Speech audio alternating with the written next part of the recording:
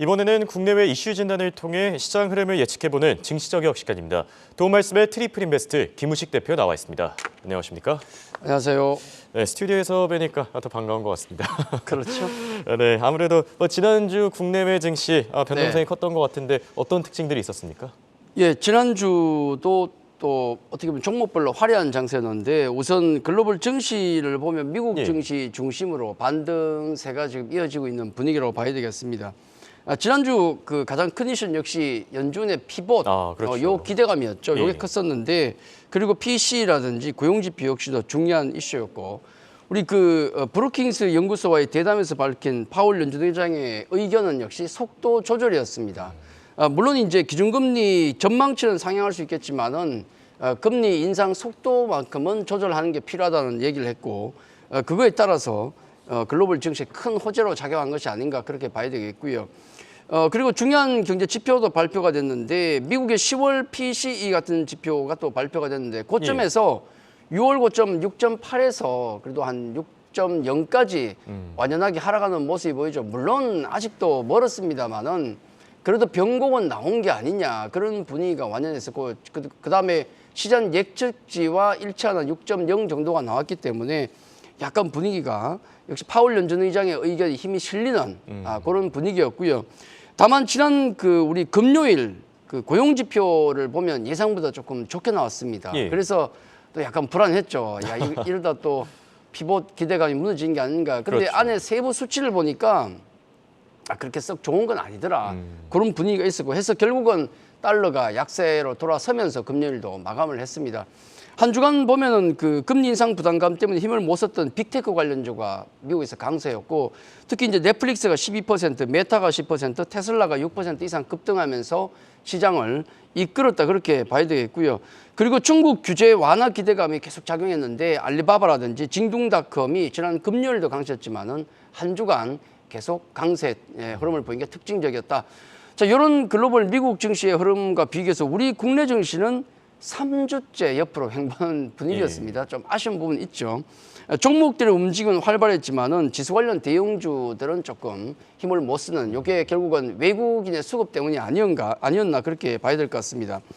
우리 수급을 잠깐 정리해 보면 11월 한 7월 8월에 한 그러니까 6조 4천억 정도 그리고 10월 11월에 또 한 6조 이상의 돈이 들어오다가 한 11월 중순부터 멈칫하는 모습이 나오는데 그 수치 그림을 잠깐 보시면 외국인 수급이 지난 11월 30일 말일날 갑자기 장이 급등한 거 우리 확인하셨을 겁니다. 그때 외국인에서 겁나게 들었지 않습니까? 근데 요건 MSCI 리밸런싱 물량이 상당폭 있다는 걸 감안하면 요걸 빼고 계산을 하면 11월 중순부터 외국인은 약 4천억 정도 매도입니다. 아마 요게 정확하지 않을까. 그 리밸런싱 물량은 일시적인 것이기 때문에 빼고 보는 게 맞습니다. 그러면 외국인 물량은 매도 쪽으로 좀 돌아선 상태다 살짝 그렇게 봐야 되겠고 그러다 보니까 지수 관련 대형주들이 힘을 쓰기가 쉽지가 않지요. 해서 덕분에 틈새 테마주들이 지난주에도 활발하게 좀 움직였다 그렇게 보고 있습니다. 미국 연준과 중국의 피봇이에요. 그들 양쪽 국가의 정책 변화 가능성 이런 것들이 호재가 됐었는데 파월 연준 의장 덕분에 메타버스와 플랫폼 같은 성장주가 우리 시장에서 강세를 보였고요. 그리고 중국 같은 경우는 코로나 규제 완화해서 또 관련주들 움직임이 활발했는데 엔터라든지 콘텐츠, 화장품 이런 기업들의 상승세가 지난주에 큰 특징이 아니었는가 그렇게 정리할 수 있겠습니다. 네. 지난주 증시의 특징적인 부분들 전반적으로 체크해봤고요. 이번 주에 어떤 체크 포인트들이 있는지 바로 확인해 보겠습니다. 네, 우선 현지 시간 5일 월요일에는 미국의 11월 ISM 서비스 지수가 발표될 예정입니다. 또 12월 6일에는 미국의 10월 내구재 주문과 호주의 통화정책 회의가 예정돼 있고요. 7일에는 유럽연합의 3분기 GDP 확정치가 발표됩니다. 이와 함께 중국의 11월 수출입 동향도 공개되고 12월 8일은 한국의 옵션 선물 만기일이고 끝으로 9일에는 미국의 11월 PPI와 또 중국의 11월 CPI, PPI가 발표될 예정입니다.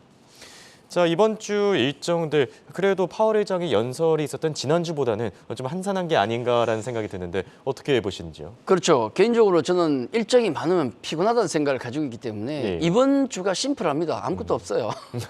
굉장히 밋밋한 한 주가 될 것 같은데 뭐 미국의 11월 ISM 서비스 지수, 또 미국의 11월 PPI, 중국의 11월 CPI, PPI 등이 발표되는데 중요도 면에서는 급은 좀 떨어지는 지표거든요. 예전에는 진짜 이런 거 보지도 않았는데 워낙 창이 흉흉하니까 예, 이런 것도 봅니다. 근데 급은 좀 떨어지고 특히나 그 다음 주에 이제 A급 지표는 행사가 다 몰려 있지 않습니까? 그렇죠. 미국의 11월 CPI가 13일 날 발표가 되고 또 요걸 또 참고를 잠깐 하고 바로 14일 FOMC 회의 결과가 나오는데 우리 시각으로 보면 다음 주 목요일 새벽에 결과가 나옵니다. 예. 그래서 워낙에 큰 어떤 이벤트와 지표가 다음 주에 대기하고 있기 때문에 상대적으로 이번 주의 지표들은 초라하죠. 아무것도 아닌 걸로 보입니다.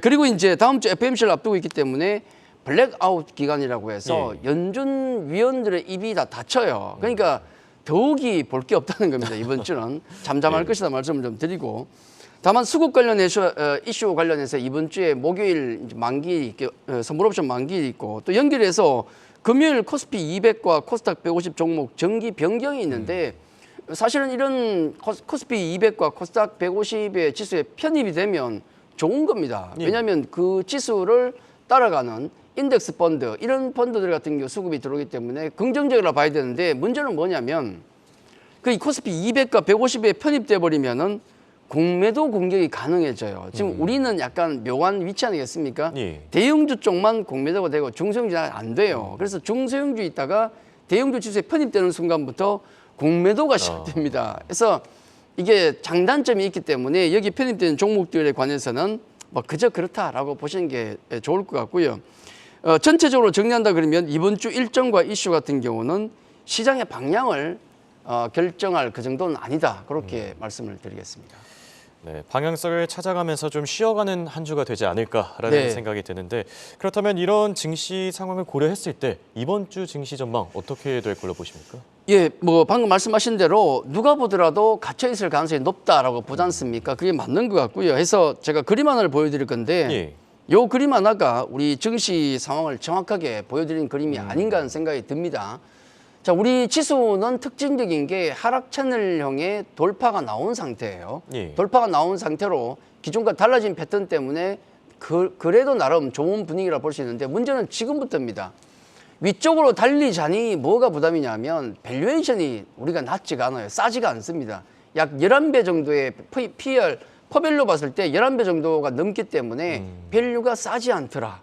그리고 외국인 수급이 조금 둔화되고 있지 않습니까? 예, 이 부분이 지수가 위로 달리기에 조금 누르는 부분이 되겠고 그러면 여기서부터 무너져서 지난 저점까지 깨고 내려가자고 생각하니까 그 당시와 비교하면 글로벌 매크로 변수가 그때보다는 훨씬 좋아진 겁니다. 그러면 결국은 지수는 그 사이에 갇히는 현상이 나오지 않겠는가 저는 그렇게 보는데 특히 아래쪽에 좋아진 글로벌 매크로 변수를 보시면은 좀 특징적인 것들이 좀 있어요.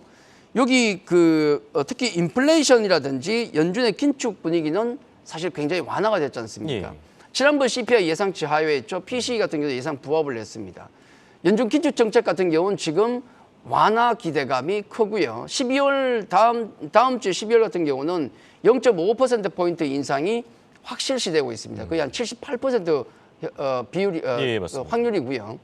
그리고 러시아 우크라이나 전쟁 같은 경우도 아직은 지속이 되고 있지만은 협상 가능성 우리 기사 찾아보시면은 협상이라는 단어가 꽤 나와요. 그것도 긍정적이고 영국은 끝났고 코로나19 관련해 가지고는 지금 WHO에서 인류의 90% 이상이 코로나에 대한 면역을 지녔다라는 진단이 나왔죠. 그런 얘기가 주말에 나왔고 그리고 중국은 코로나 완화를 공식화시키고 있습니다. 시진핑 주석 같은 경우도 지금 그런 얘기를 하고 있거든요. 오미크론 이거 데미지 크지 않다. 자, 그런 얘기로 기대감을 키웁니다. 그리고 또 신냉전 관련해서도 중국이 지금 자꾸 긴장 완화를 시도하고 있기 때문에 이것도 좋아졌어요. 그러니까 전체 주요 악재들 중에서 조금 주춤하는 것은 국내 수급 상황, 외국인 매수가 주춤하고 있다는 거. 요거 빼고는 다 좋아졌다. 그렇게 봐야 되겠죠. 자, 그것과 관련해서 지수는 좀 갇힐 것 같은데 아까 우리 그림에서 봤지만은 ADR 등락 비율 같은 경우는 지금 항상 100 이상에 있습니다. 그 얘기는 하락 종목 수보다도 지금 상승 종목 수가 많다는 얘기가 되겠고 그러면 우리가 눈 감고 종목을 찍을 경우에 그 종목이 올라가고 있을 확률이 높거든요. 확률이 높은 장이다 그렇게 보면 역시 지수는 이번 주에 좀 갇혀 있을 가능성이 높겠지만은 종목들은 좀 활발하게 돌아갈 것이다 라고 보는 게 맞을 것 같습니다. 네, 최근 들어서 외국인의 이 수급도 좀 주춤한 것 같고 종목 장세가 계속 나타나고 있습니다. 이번 주는 투자 전략 어떻게 세워야 되겠습니까? 네, 뭐 시장이 나왔으니까 전략은 그대로 따라 나오겠죠. 제가 최근에 많이 말씀드렸던 게 뭐 시장에 묶이면 우리 참여자들이 놀고 있을 수는 없지 않습니까? 예, 뭐라도 그렇죠. 해야 되지 않습니까? 그러니까 결국 사자라는 어떤 대형주, 아래쪽에 낙폭과대주, 하이에나급이 멈추게 되면 결국 가운데 있는 여우와 그다음에 토끼의 사냥철이 된다 말씀드렸는데 딱 그 철입니다 지금. 그래서 지수 관련 대형주보다는 틈새 테마, 중소형 개별 종목 쪽에 포커스를 맞추고 가는 게 아직은 맞다는 말씀을 드리겠고, 우리 12월도 그렇고 1월 넘어가면 우리 보통 그런 얘기 하지 않습니까? 제뉴얼리 이펙트라고 예. 1월 효과. 그것도 결국은 개별 종목 장세에 가깝습니다. 정책 모멘텀. 그래서 한 1, 2월 정도는 1개월, 2개월 정도는 그 분위기가 아닐까 하는 말씀을 좀 드리겠고, 이제 파월 연준 의장의 한마디가 그동안 폭락했던 성장주에 관심을 조금 키우고 있습니다. 우리 다우지수, 그다음에 S&P 500, 그다음에 이제 마지막으로 나스닥 지수를 보시면 위치가 제일 위에 다우지수가 있고 가운데 S&P 500, 나스닥이 제일 아래에 있어요. 그래서 아래급 종목들, 성장주들이 조금 돌아갈 여지가 좀 있다. 우리도 그 마찬가지라고 보시면 되겠고, 특히나 지난번 중국의 한한령 해제 기대감, 또 지금 나오고 있는 백지 시위에 대한 부담 때문에 또 블랙 시위도 있더라고요. 어쨌든 백지 시위에 대한 기대감, 이 부담 때문에 제로 코로나 정책만큼은 중국이 완화할 것이다. 앞서도 말씀드렸지만 시진핑 주석 스스로가 오미크론 이것은 크지 않다는 영향 데미지가 크지 않다는 얘기를 했기 때문에 계속 완화될 가능성이 높고 관련주는 관심 있게 보시는 게 좋을 것 같습니다. 예. 그래서 엔터라든지 콘텐츠, 카지노, 화장품 이런 종목군이 되겠는데 약간은 좀 구분해서 중기와 뭐 중장기, 그다음에 한 가운데 정도, 단기 정도로 구분하시기 좋을 것 같은데, 이 중에서 제가 보기에는 가장 크게 영향을 받는 것은 엔터 콘텐츠입니다.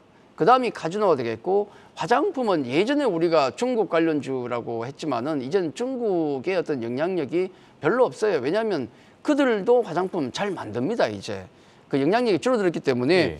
엔터 콘텐츠는 중장기적으로 지속적으로 관심을 가지시고, 카지노는 한 중간 정도, 그다음에 화장품 쪽은 약간 좀 단기 정도 관심을 가지는 게 맞지 않을까, 그렇게 정리를 드리겠고, 그리고 지난주 이제 미국 시장에서 우리 보면 금요일 보면은 태양광주가 급등을 했거든요. 예.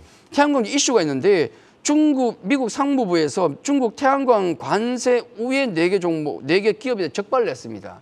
근데 여기에서 우리 한화 같은 경우도 그런 의혹이 있었는데 하나는 그 의혹은 벗었다. 자, 이 부분은 우리 국내 태양광주에겐 아마 호재로 작용할 겁니다. 그래서 태양광 쪽. 그리고 시장이 또 심심해지면 한 번씩 움직이는 게 로봇 관련주입니다. 로봇 관련주는 미래 성장 동력은 좋은데 다만 이제 최근에 실적 같은 경우는 따라오지 못하는 게 맞거든요. 예. 근데 방향성은 맞기 때문에 토끼급의 종목 정도로 섹터로 보시고, 다른 섹터가 쉬어갈 때 로봇주는 움직일 수 있다. 그걸 틈새에서 공략하시면 좋을 것 같고, 그리고 내년에 우리 1월에 CES 행사가 있는데 그거 관련해서 지금 가장 큰 화두가 XR 관련주입니다. 그러니까 XR 가상공간 메타버스 관련주. 요건 지금도 현재 지난주도 움직였지만은 한 1월 정도까지는 모멘텀으로 움직일 수 있기 때문에 관련주를 꾸준히 보시면 좋을 것 같고요. 또 우리 시장의 중심, 제가 늘 말씀드리는 게 우리 시장의 중심 섹터는 어디냐? 2차 전지와 엔터다, 그렇게 말씀드리는데, 왜냐하면 지금 현재 실적도 가장 좋고 예. 미래 실적 같은 경우도 가장 확실한 섹터 이 두 곳입니다. 그렇죠. 그래서 이곳이 무너지면 우리 증시는 저는 끝이다라고 보는데 살아있어요, 분명히. 다만 2차 전지 관련주 같은 경우는 조금 이제 구분해서 보는 게 좋지 않을까, 종목별로. 예. 내년과 내후년에 성장할 수 있는 섹터, 그게 뭐 양극재, 음극재, 전해, 뭐 분리막 등등이 있겠지만은 그 여러 가지 중에서 특히 내년과 내후년에 성장할 수 있는 섹터, 그쪽 2차 전지 쪽을 조금 더 차별성 있게 관심 있게 보시면 좋지 않을까, 그렇게 정리를 해드리겠습니다. 네, 지금까지 도움 말씀에 트리플 인베스트의 김우식 대표였습니다. 감사합니다. 감사합니다.